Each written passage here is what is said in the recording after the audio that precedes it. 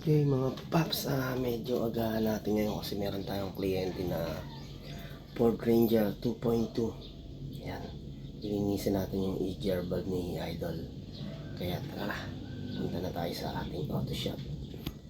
Ayan mga boss, ito na nga yung ating kliyente na si Idol na galing pang Sampaloc, Manila. Ayan, ganda no, Ford Ranger 2.2. Okay, lilinisin natin yung EGR ni Idol. Ayan no, tanggalin na natin yung cover. Siyempre tanggal tayo ng kahit negative na sa battery.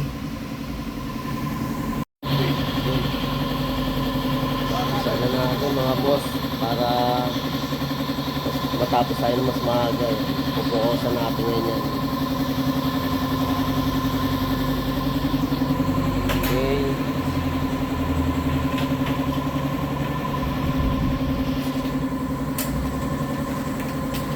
let's go. Ilan nga ba tinakbo nito nung dumi, ano? Madumi yan.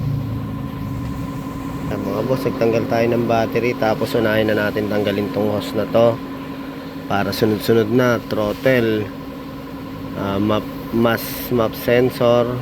Ayun, okay.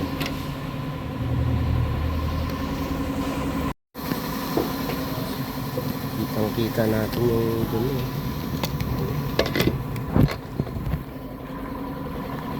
So, tingnan natin itong pinaka-throttle. Ano na, talagang kailangan ng linisin mga boss. Ayan, map sensor mga boss, kailangan natin din linisin. Sa Ford Everest ay Ford Ranger.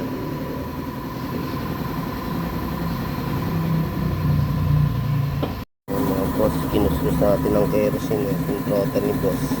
Ngayon i-spray natin ng degreaser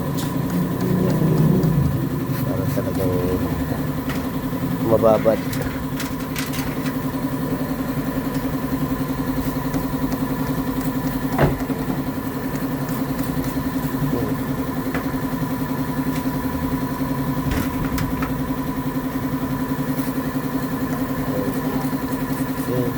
Babad muna natin para mas matanggal ka. Punta tayo dito kay partner. Malita boss. Alas muna. Tigas. Ilan na tinakbo na ito nga boss? Ilan na tinakbo? 29. 99, tapos ang model 2018. ayun, 2018 model, tapos 99 kilometers. Itong Ford Ranger ni Bossing. Titignan natin kung gaano kakapal ang dumi.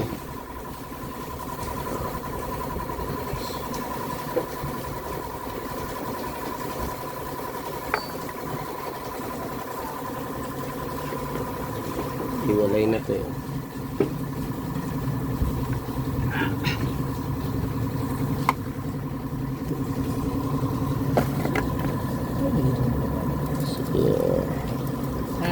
Ayun mga boss, oh. Kaya talagang hanggang 100 kailangan talaga mapalinisan natin to para hindi naman magbara.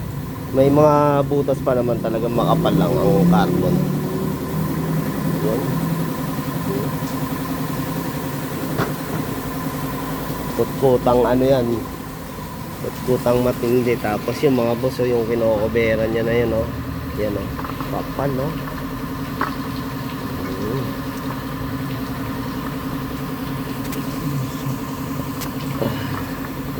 Isa yan sa kailangan natin mailabas.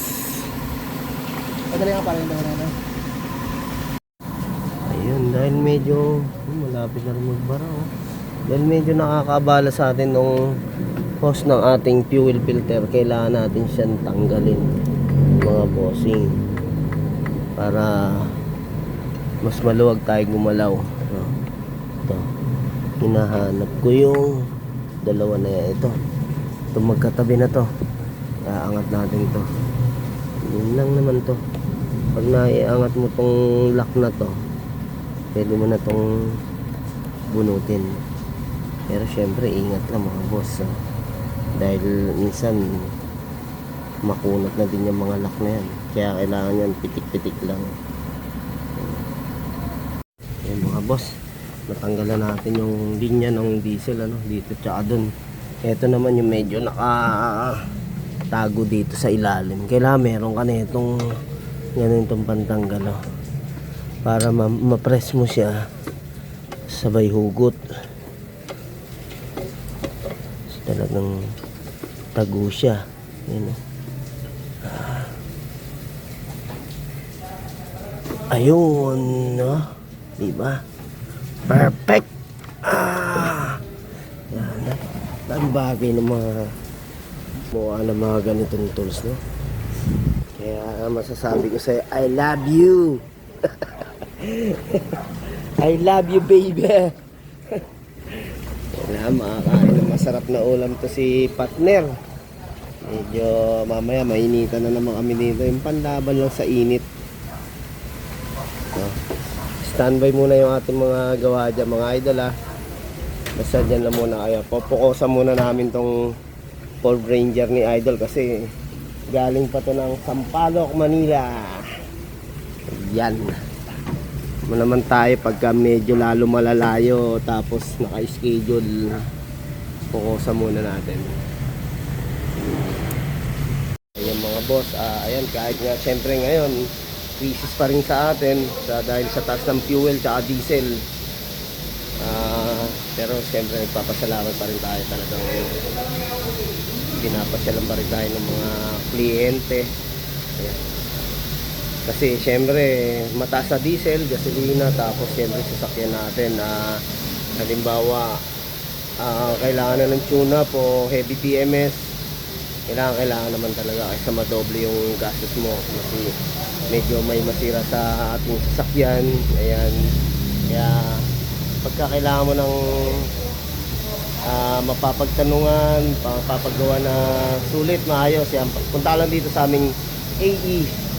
Ayan, AE Car Care Services, Taytay Rizal. Siyempre ang Caloocan Garage. Ayun mga boss, ang natanggal na nga natin pinaka GR valve ito. Ayan. Isa sa to, napakaselan din ito mga boss kaya pag magtatanggal kayo nito, ingat. Pakadaling masira na itong dulo na to. Carbon GR Ford Ranger. Ayan. Solenoid ng ating EGR, tapos House of Carbon.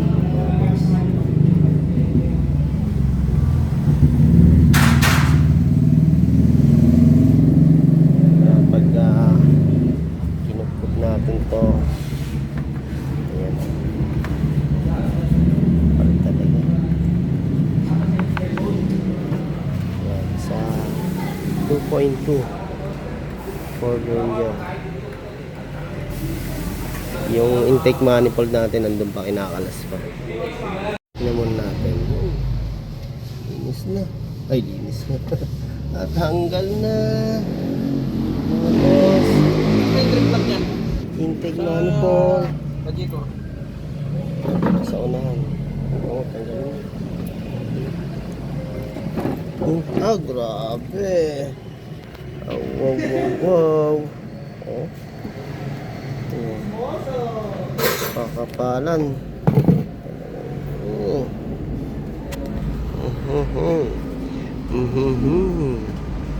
Luto muna tayo para masarap kumain mga boss. May mga sticker natin dyan. So may mga sticker, pwede nyo dikit lang dyan sa gusto mag-dikit. Okay. Ito na mga idol, umpisa na natin maglinis. Nakakain na tayo ng tanghalian. Ayan. Ito mga boss, titignan nyo rin to, no? Pwedeng kumalas din to. Importante yan. Okay. Start. Siyempre, una-una gamit tayo ng ano. Yan. Yung pantanggal natin na ganyan. Oh. So, dito. Ito.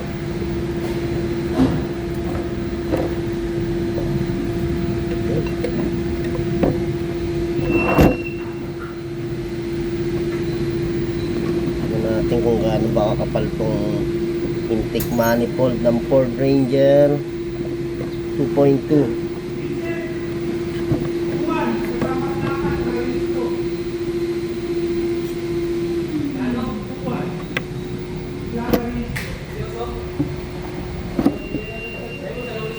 Boss! Okay, mamaya malang puno to. Linis muna ako mga boss ano, para mabilis. Okay, let's go. Mga boss, yan na yung tubo na isa sa tinatanggal natin yung mga carton. Tapos yung base ng ano, EGR. Yan.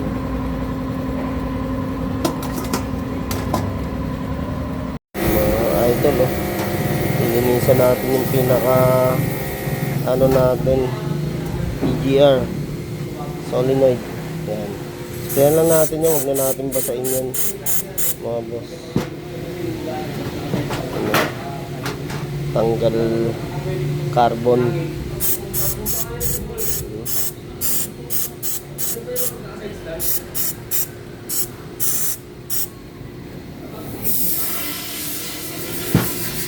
Yan na mga boss oh. Problema kasi ni Idol dito, talagang naramdaman niya yung hina ng power ng sasakyan. Tuyuin mo yan. Ingatan natin ito maigi. Tapos gamitan natin ng air. Mga boss, ito pwede nyo na hindi basahin ng tubig to. Basta yung mga cleaner na lang panlinis natin, carburetor cleaner, throttle cleaner. Yan. Yan, kukunin muna natin yung ating cleaner mga boss. Medyo magulo yung ating stock room. Yan. Ito mga boss, lagi natin ginagamit to no, sa mga sensor. Napakaganda niya kasi mabilis matuyo yan. CRC. Boss.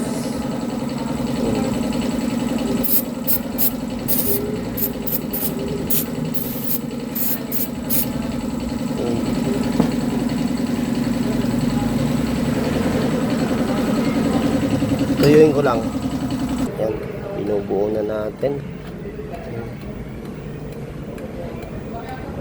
Kailan nakapasok yun din. Kailan nakapasok. Natuloy ba?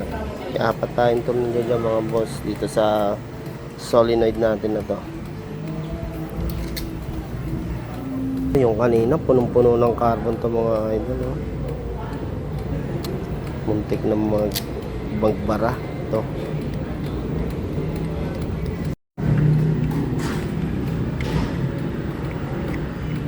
Yan. Cover po yan ng EGR. Kinakalas natin yan para nalilinisan talaga na maayos. Isyos. Ayos na raw. Okay. Boss, tapos na. Linis pa ulit tayo. Yan. Ito, binabara natin degreaser mga boss. Ano? Dito po yan. Ayan. Mga rubber. Ito sa EGR to. Huwag na natin to i-kerosene. Baka mamaga pa tong mga ganitong washer. Degreaser lang mga idol. Ayos yan. Okay.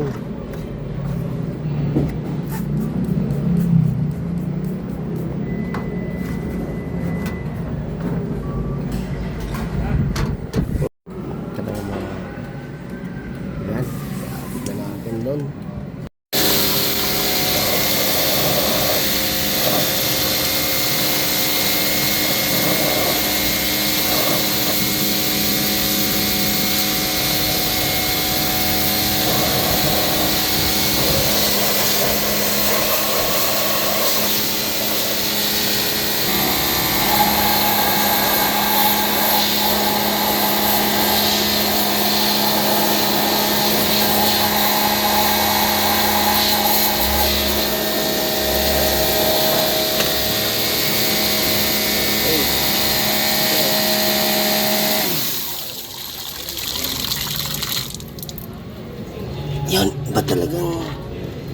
sprayan, talagang tanggal ang dumi.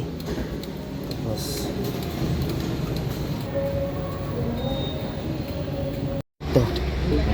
Ayun ang mekaniko. Ha? Hindi ko maisuot. Ah, sige, tiga. Minihis yung gasket. Aakit tayo sa taas. Yan.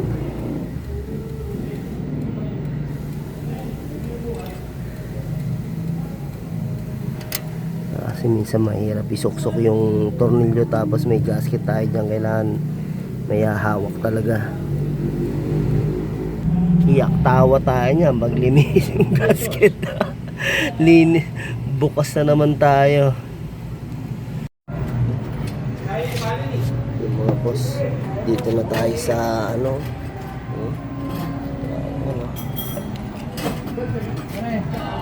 Boss, kapan?